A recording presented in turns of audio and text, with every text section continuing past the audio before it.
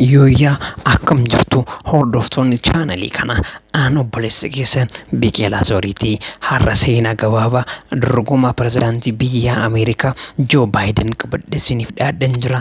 Sabiskiraabii fi laayikii gochuun hanga dhumaatti hordofaa affeera kiyyaa. Joo Baayiden eenyu? Joo Baayiden maqaan isaanii guutuun Joosef Roobinet Baayiden jedhama.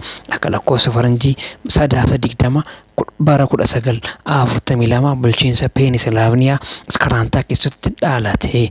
Bara bulchiinsa pirezidaantii Barack Hussein Obaamaa pirezidaantii 47ffaa Ameerikaa ta'e hojjetee jira. Akka lakkoofsa faranjii bara 1965tti digirii duraa yuunivarsiitii Dolaar irraa akkasumas akka lakkoofsa faranjii bara 1968tti yuunivarsiitii Siraakweenzii kan Niiwuorkitti argamu irraa seeraan digirii duraa fudhateera.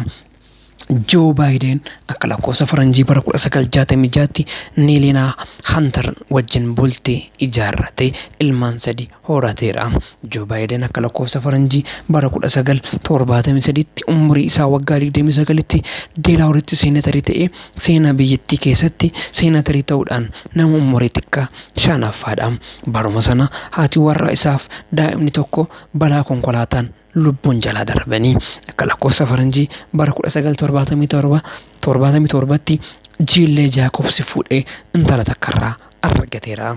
Baayiden akka lakkoofsa faranjii bara 1973 hanga 2009tti seenaatarummaadhaan tajaajilee jira.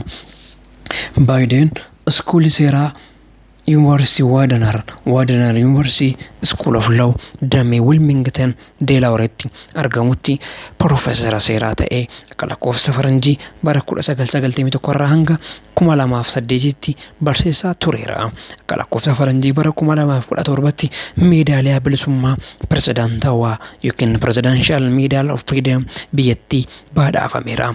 Haadha warraa isaanii waliin baruma kana Foundeeshinii Baayiden jedhamu hundeessanii turanii.